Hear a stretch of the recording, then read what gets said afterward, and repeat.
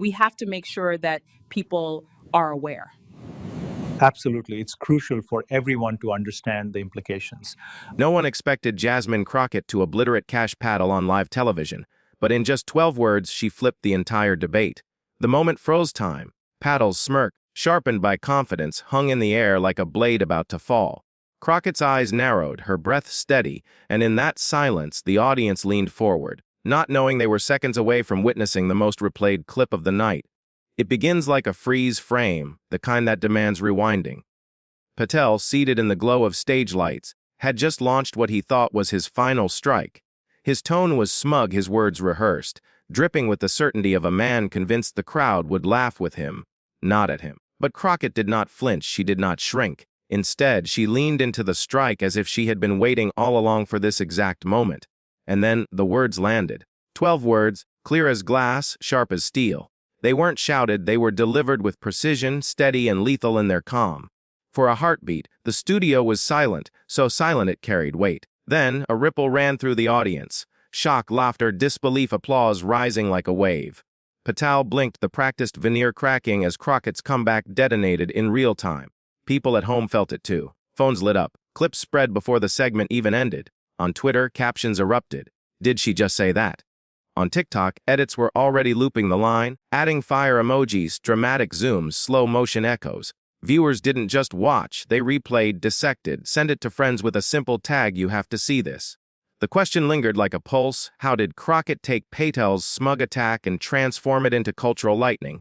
How did one line shift the balance of an entire debate? That wasn't just strategy, it was instinct sharpened into performance.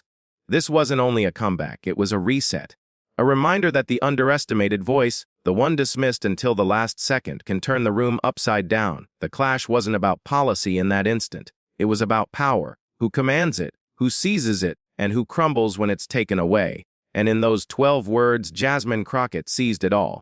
The lights were blinding, the kind designed to expose every flicker of doubt on a speaker's face.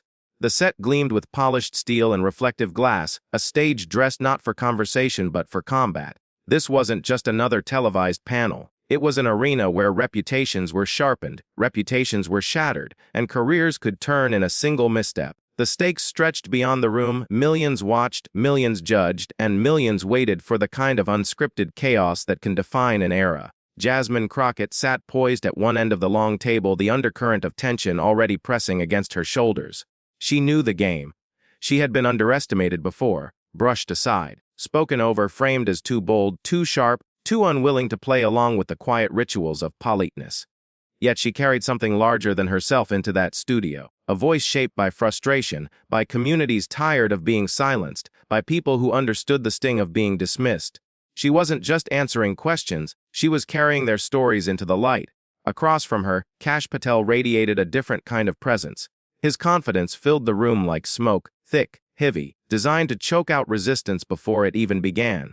He was polished, calculating, with lines rehearsed and ready to fire like ammunition. He had built his reputation on dominance, on controlling the narrative, on delivering sound bites engineered to trend before his opponents could find their footing.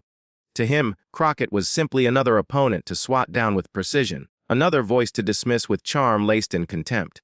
The tension was electric, not spoken but felt, humming in the space between them. Every answer carried weight. Every glance measured the other's resolve. Crockett's authenticity bled through her tone, unguarded, unpolished in the best way, the kind of truth that didn't need a script to be powerful.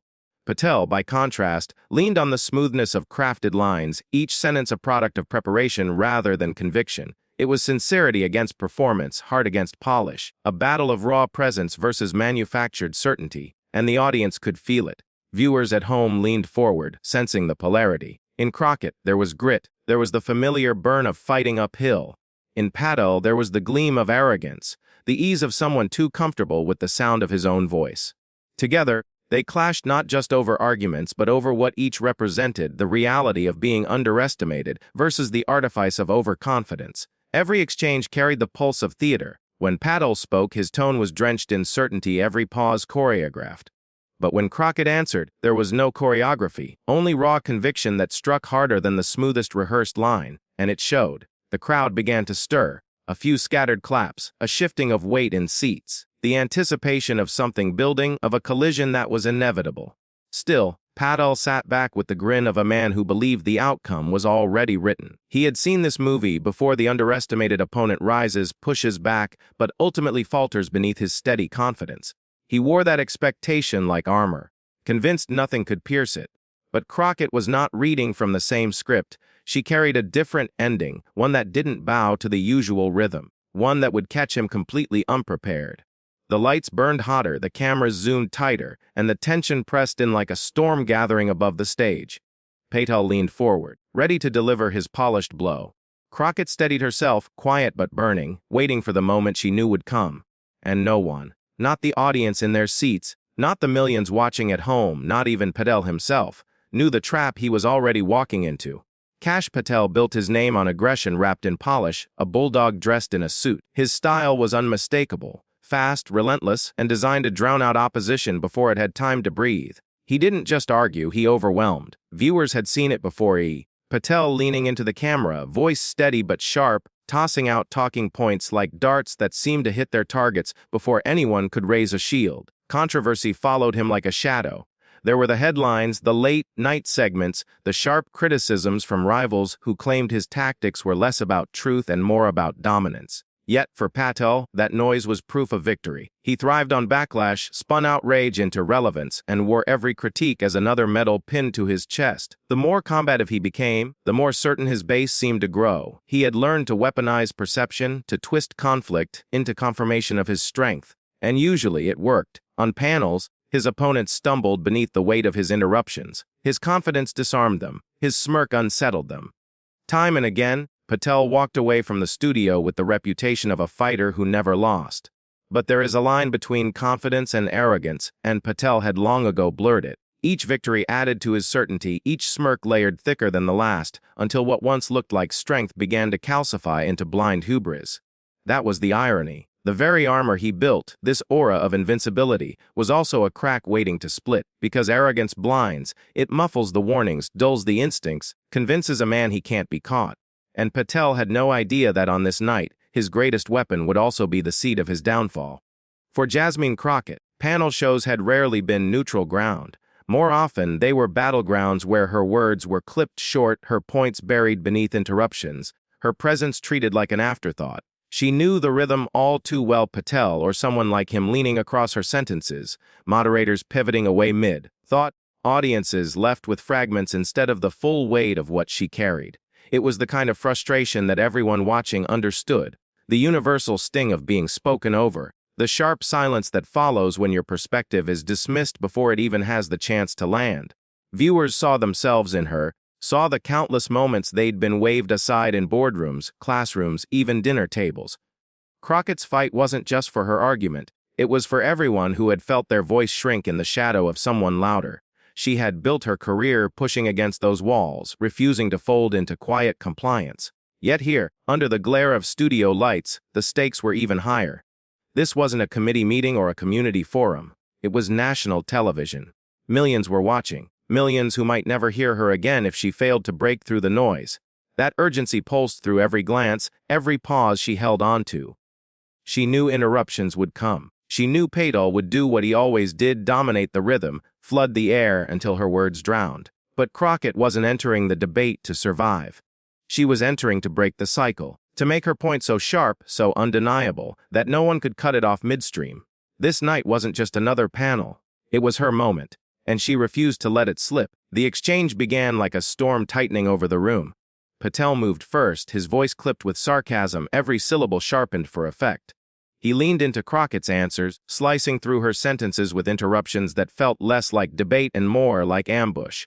Each smirk that crossed his face was deliberate, calculated, designed to signal control, not just to her, but to the viewers watching at home. He had mastered this dance before. Speak louder, speak faster, throw enough weight into the rhythm until the opponent falters. Patel's interruptions were not random, they were tactical. A raised eyebrow, a mocking laugh, a cutting, if I may, all weapons in the arsenal of smugness that he wielded with the ease of repetition. For those first few minutes, the momentum tilted.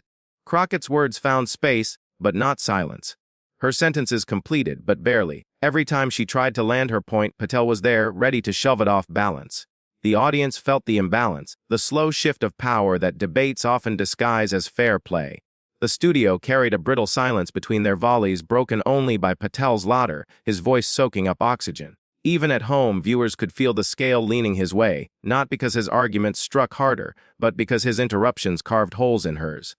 On Twitter, the commentary came alive. Why won't they let her speak? One post demanded. Another, classic tactic, he's drowning her out. Threads spiraled, frustration spilling into hashtags that began trending in real time. It wasn't just Crockett in that chair anymore, it was every voice that had been dismissed, every person who knew the exhaustion of pushing against arrogance and interruption. Yet Crockett held her ground, her posture straight, her tone steady, her eyes locked. She didn't match his volume with volume, didn't give in to the rhythm Patel wanted. Instead, she waited. She let him perform, let him fill the air with condescension until the weight of it began to hang heavy. Because the thing about overconfidence is that it doesn't just silence the other, it blinds the one who wields it. The debate grew tense, courtroom like, each statement carrying the charge of evidence, each rebuttal another strike in a trial unfolding live. Patel, convinced of his dominance, pressed harder. His smirks grew broader, his interruptions sharper, until it seemed he wasn't answering anymore. He was performing for the camera, for the satisfaction of control. Crockett listened. She measured. The imbalance was real, but so was her resolve. And the audience sensed it. Beneath the apparent tilt, there was something building. Her silence wasn't surrender. It was strategy. Her restraint wasn't weakness. It was precision. Every viewer leaning forward could feel it, though they couldn't name it yet, the tension before a turn. Meanwhile, on TikTok, clips of Patel's smug interruptions looped with captions mocking the unfairness. This feels like a setup. One video read over his laughter. Others stitched live reactions, shaking heads, eye rolls, voices saying, she's waiting. Just wait. Social media was no longer an observer, it was a participant, amplifying the sense that something bigger than a debate was unfolding. Back on stage, Patel leaned in with another interruption, his tone dripping with victory before the fight was even finished. He was winning, or so he thought. His words rolled out rehearsed, one-liners designed for applause, for sound bites, for the history of dominance he believed he owned. But arrogance carries weight. The more he leaned on it, the heavier it became. What he didn't see, what the audience was starting to feel, was that each interruption wasn't cutting her down. It was stacking his own overconfidence higher, brick by brick, into a tower too tall to stand. The tension was unbearable now, the imbalance so sharp it demanded correction. The audience, both in the studio and online, waited for the break, for the moment when balance would shift, when the tide would turn. And then it happened, the exact moment Patel overplayed his hand. Patel leaned in, eyes glinting with the smugness of a man convinced he had already won.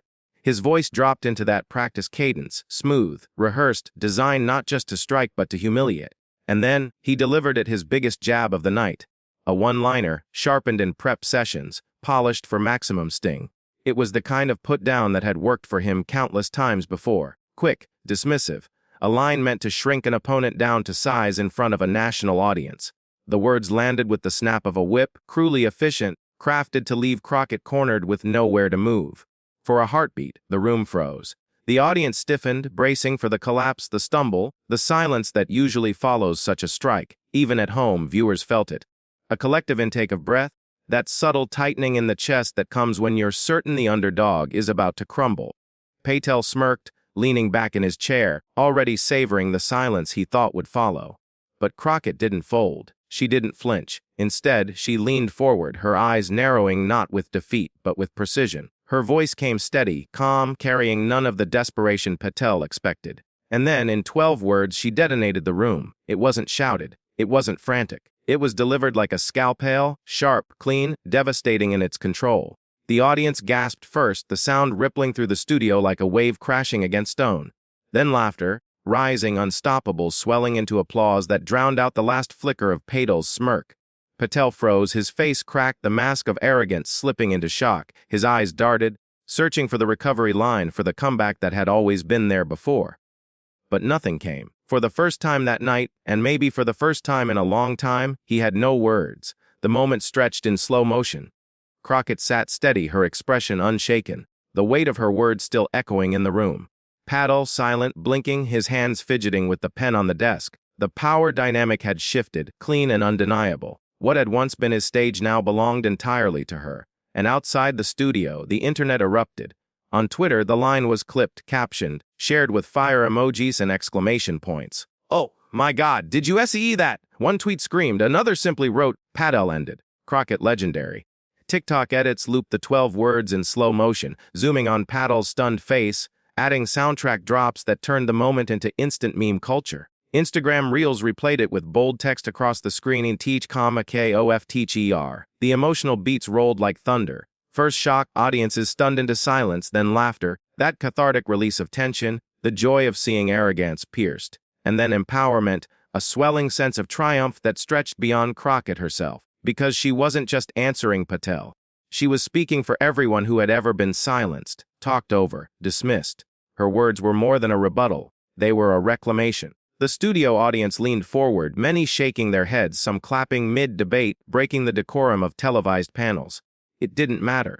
The moment had cracked open reality itself. Crockett's comeback wasn't just heard, it was felt. Patel's silence was deafening. Every second he failed to respond was another second the audience realized he had nothing. His smirk had collapsed. His armor had shattered. He shifted in his chair, reaching for his notes, his voice catching in his throat as he tried to gather himself. Was he about to recover? Could he? The question lingered like static in the air. The audience braced, wondering if Patel would find a way back, if the old rhythm of dominance would return. But the more he hesitated, the clearer it became there was no escape. Because Crockett's line wasn't just clever, it was true. It carried the weight of authenticity, the ring of sincerity that no rehearsed talking point could match. That was why it hit so hard. It wasn't crafted in some prep room. It wasn't engineered for applause. It was instinct, sharpened by years of being underestimated, dismissed, and silenced. It was the sound of someone who had been waiting for the exact moment to unleash it, and when it came, it was undeniable. And Patel's jab, it crumbled in comparison. His line, once rehearsed as lethal, now looked flimsy, brittle, hollow in the shadow of Crockett's comeback. It was wit versus arrogance, authenticity versus performance, truth versus theater, and truth had won. On social media, the ripple became a flood. Hashtags trended. Memes spread faster than news outlets could clip the footage. Commentators scrambled to rewrite their takes, some admitting they had underestimated her, others marveling at how quickly a single moment could reset the tone of an entire debate. This is bigger than politics, one viral post read. This is cultural. Because that's what it was, a cultural reset. For years, the rhythm of televised debates had followed the same script. The loudest voices drown out the rest, interruptions win over substance, smug confidence overwhelms authenticity. But in those 12 words, Crockett flipped the script. She proved that sharp wit, delivered with calm precision, could puncture arrogance more effectively than any shouting match. The comeback became legend not because it humiliated Patel, but because it liberated Crockett. It shifted her from underdog to undeniable, from underestimated panelist to commanding voice. The audience didn't just laugh, they celebrated. They didn't just replay, they memorialized. In living rooms, viewers leaned back grinning. In comment sections, strangers bonded over the moment. On platforms, creators stitched themselves into the reaction, wide-eyed, clapping, pointing, replaying again and again. Crockett had struck not only at Patel but at the pattern he embodied, and the world noticed. Patel sat in silence still, his face caught between shock and the desperate search for recovery. His pen tapped nervously against the desk, his eyes blinking faster, his body language betraying what his words could not repair. The tide had turned, and he was stranded. And as the applause finally dimmed, the laughter fading into murmurs, one truth remained heavy in the air. Jasmine Crockett had seized the night. But was Patel truly finished, or was there one last card left to play? Patel tried to steady himself. His smile twitched, forced now, the kind of grin meant to mask panic. He adjusted his tie, cleared his throat, and leaned back toward the microphone. The smirk was gone, but the instinct to rebound remained. He launched into another line, scripted, polished, the kind of soundbite designed to pivot the debate back into his control. But the rhythm was off. His voice caught. The authority that once commanded the room now felt brittle, each word betraying the crack in his composure. Viewers could feel it, the difference between a man dictating the pace and a man clawing to reclaim it. Crockett didn't flinch. She leaned forward, unshaken, her tone sharper now, precise like a blade honed in fire. Every syllable cut through Patel's attempt at recovery. His talking points, so carefully memorized, fell flat against the weight of her authenticity. And then she exposed him. Not with shouting, not with theatrics, but with the calm dissection of hypocrisy. She pulled apart his polished lines, laying bare the contradictions buried beneath them. Every rebuttal was anchored in fact but delivered with the clarity of lived truth. The contrast was unmistakable. Patel's script against Crockett's sincerity, his posture against her presence, his arrogance against her unshakable control. The stage had flipped. The man who had entered confident, dismissive, smug now sat cornered, shrinking with each exchange. Crockett didn't need to dominate with volume, she dominated with poise. Her words carried weight because they weren't rehearsed, they were earned. The audience leaned in, the tension electric. Patel's gaze darted across the stage, but there was no safe ground left. Every attempt to pivot sounded weaker, every prepackaged quip felt emptier. He was no longer dictating the moment, he was surviving it, and Crockett knew it. She pressed with precision, exposing inconsistency after inconsistency. The crowd's reactions told the story. First murmurs of agreement, then bursts of applause, then outright cheers as her arguments landed. The energy of the room shifted entirely into her orbit. Patel wasn't just losing, he was unraveling under the spotlight. Online, the ripple effect was immediate. Commentators scrambled to adjust their narratives in real time. Tweets lit up, she's dismantling him piece by piece. Hashtags soared. Clips of Patel's faltering delivery were stitched beside Crockett's steady takedowns, the contrast as stark on screen as it was in the studio. Memes mocked his attempts at recovery, while others elevated Crockett as the voice of unshakable composure. The commentators who had once predicted Patel's dominance now spoke with awe. You can see it, the momentum is gone, one analyst admitted. Another put it bluntly, Crockett isn't just winning the exchange, she's redefining the entire debate. Patel shifted again, his hands restless, his words searching for a foothold. But every attempt only deepened the sense of collapse. He had built his strategy on the assumption that confidence could overpower truth. Now, with his armor shattered, confidence looked hollow. Crockett, meanwhile, grew steadier, sharper. She wasn't just countering Patel, she was commanding the entire stage. For every line he tried to land, she offered a sharper one, not with venom but with clarity. And that clarity was lethal. By the final exchange of the segment, the roles were undeniable. Patel was cornered, defensive, visibly diminished. Crockett sat poised, composed, her voice unwavering. The underdog had risen, the script flipped, the hero ascendant. And as the cameras cut wide, capturing the room still buzzing from the reversal, one truth was clear: this was no longer just a debate. It was a cultural reckoning, authenticity dismantling performance, sincerity toppling arrogance, the audience watching a reset unfold in real time. The hashtags kept climbing, the clip kept spreading, and Patel, once the hunter, was now the hunted. When the cameras dim and the studio lights cooled, the silence felt different. Not the hush of defeat or the hollow pause of exhaustion, but the kind of silence that comes after an earthquake.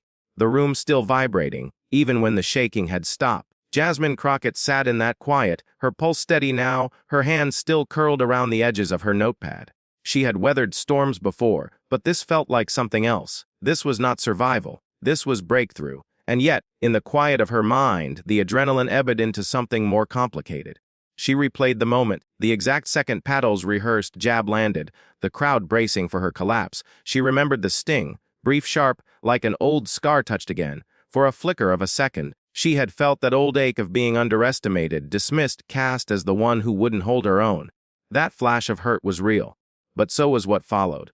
The comeback, the silence that swallowed the room after her words struck, the gasps, the laughter, the applause. Now, sitting in the afterglow, she felt both numb and sharper than she had ever been. Triumph was not without cost. Speaking truth in a space designed to mute you always carved something out of you.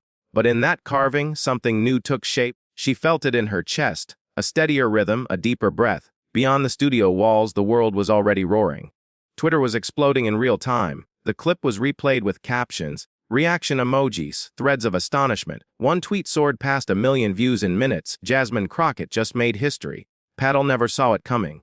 TikTok was flooded with remixes, her lines stitched into songs, her delivery reenacted in split-screen duets. Memes proliferated at the speed of electricity. Patel's stunned expression frozen, loop, captioned with phrases like, "When you thought you were winning, but forgot who you were talking to." But it wasn't just entertainment. The deeper resonance was unmistakable. People recognized the moment because they had lived versions of it in their own lives. The boardrooms where their ideas were stolen, the classrooms where their hands were ignored, the living rooms where their words were silenced. Crockett's clapback was more than a debate win, it was vindication, a release valve for collective frustration. Commentators scrambled to put it into context. On cable panels, voices rose in awe. That wasn't politics as usual. That was a reset. Podcasts buzzed with fresh uploads dissecting the exchange frame by frame, narrating Patel's downfall and Crockett's poise like sports analysts reviewing a championship play. Even her critics admitted, grudgingly, that what happened couldn't be denied. And yet, for Crockett, the weight of the moment wasn't about memes or hashtags. It was about what it revealed. In the arena of televised debate, so often dominated by the loudest voices, the smudgest interruptions, authenticity had cut through like lightning. She hadn't played the game by their rules. She hadn't overpowered Patel by volume or aggression. She had waited, endured, held her ground, and then struck with precision. And in that strike, she reminded everyone watching that power doesn't always belong to the one who speaks the most. Sometimes it belongs to the one who speaks last, best, and true. The societal questions echoed in the aftermath. Why was it so rare for authenticity to triumph in these spaces? Why did it take a viral moment for sincerity to be heard above the claimer? And what did it say about the state of public discourse? That a comeback 12 words long could feel like a cultural earthquake. Crockett knew she wasn't naive. She understood the system wouldn't change overnight. The interruptions would come again. The dismissals would return. But this moment mattered because it showed what was possible. It showed that even within a stage designed to diminish her, she could flip the script and force the world to lean in. Viewers felt it too. In living rooms across the country, people texted friends, "Are you watching this?" She just shut him down. Group chats buzzed with links. Watch parties erupted with cheers. For many, it wasn't just about politics. It was about representation, about seeing someone who refused to be silenced standing tall under the brightest lights. And yet, with triumph came reflection. Crockett let the noise swirl outside while she turned inward. She thought about the cost of carrying other people's hopes. She thought about the countless times she had been told to stay in her lane, to soften her tone, to wait her turn. She thought about the years it had taken to trust her own voice, even when the world tried to drown it out. Tonight didn't erase that struggle, but it reframed it. It proved the struggle had weight, had value, had a payoff that no interruption could erase. For Patel, the fallout was immediate. His face became shorthand for arrogance undone, his quip now a case study in Backfires. Analysts debated his misstep, but the truth was simpler. Arrogance had overplayed its hand, and authenticity had called its bluff. His composure never returned because once sincerity cuts through, performance collapses. For Crockett, the legacy began to take shape the moment she walked off the stage. Reporters swarmed, microphones thrust toward her, the question repeated. "Did you know your words would land like that?" She smiled, steady. The truth was simple. She hadn't calculated a viral moment. She had spoken the way she always had, with the weight of lived experience and the refusal to be silenced. As the night stretched on, the online frenzy only grew. Hashtags climbed, headlines shifted, clips replayed endlessly. But beneath the noise, the reflection lingered. This wasn't just a night of spectacle. It was a reminder that truth, delivered with courage, still had the power to reset the room. And somewhere in the quiet, away from cameras, away from the roar, Jasmine Crockett let herself breathe. She knew tomorrow the fight would continue. But tonight, for once, the silence belonged to her. And in that silence, she was not diminished. She was undeniable. The cameras may have stopped rolling, but the story didn't end when the red light above the studio blinked off. What Jasmine Crockett accomplished wasn't just a debate victory. It was a living symbol of what happens when authenticity refuses to bow to arrogance. She hadn't just spoken back. She had spoken through the noise, cutting through layers of interruption and condescension to land a truth that could not be ignored. For the millions who watched, it felt like catharsis. Justice, rare and raw, served live in front of their eyes. Viewers had carried the tension of Patel's smug dominance, the rising frustration of seeing yet another voice nearly drowned out.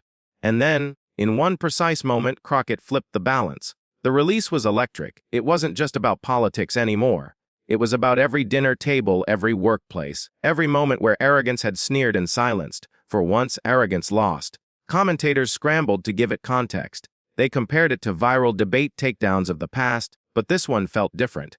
It wasn't flashy or theatrical. It was piercing, undeniable. Crockett hadn't relied on cheap theatrics. She relied on her presence, her wit, her grounded authenticity. And because of that, the moment carried more weight than any soundbite Patel could deliver. Social feeds mirrored that collective sigh of relief. TikTok stitched Crockett's line with captions like, "For all of us who've been talked over." Memes froze Patel's stunned expression as if justice itself had paused him. Hashtags soared. The moment no longer belonged to the studio, it belonged to the people, replayed endlessly as a digital anthem of defiance. And in that anthem, Crockett became more than a panelist. She became a stand-in for every person who had ever been underestimated, dismissed, or cornered. She became proof that arrogance, no matter how rehearsed, can crumble when faced with sincerity sharpened into resolve. Yet even in triumph, the story resisted closure, because arrogance does not vanish with one defeat. Patel would return. His pride, cracked but not shattered, all but promised it. And the audience, hooked by the spectacle, knew this wasn't the last time the two would share a stage. The thought alone carried its own suspense. If one comeback could shift the cultural tide, what could happen in round two? Crockett's victory felt decisive, but it was also an opening act. A new narrative was set: authenticity versus manipulation, courage versus smugness. The first battle ended with Crockett's words echoing across the nation, but the war for who controls the narrative, the voice of sincerity or the mask of arrogance, was only just beginning. As the lights dimmed, the cliffhanger lingered in the air. If one moment can shock the nation, what happens when these two meet again? And so, we return to where this story began, the night Jasmine Crockett stunned Kash Patel with a comeback no one saw coming. 12 words that shifted a debate, rewrote the energy in the room, and left a nation replaying the clip in disbelief. What started as a panel stacked against her became a cultural reset, a reminder that authenticity, when sharpened, can silence even the loudest rehearsed attacks. But here's the part that matters most: this moment isn't just hers. It belongs to everyone who's ever been interrupted, underestimated, or pushed aside. It belongs to you. Because every replay, every meme, every cheer online wasn't just about watching Crockett win. It was about feeling like you were part of that win. That's why this story doesn't end here. It's the beginning of a larger movement, one where wit defeats arrogance, and voices like Crockett's remind us all to hold our ground. So if you felt that surge, if you believe in moments that matter, join in. Like this video, subscribe for more stories that cut through the noise, and share it with someone who needs to see how quickly the balance of power can change.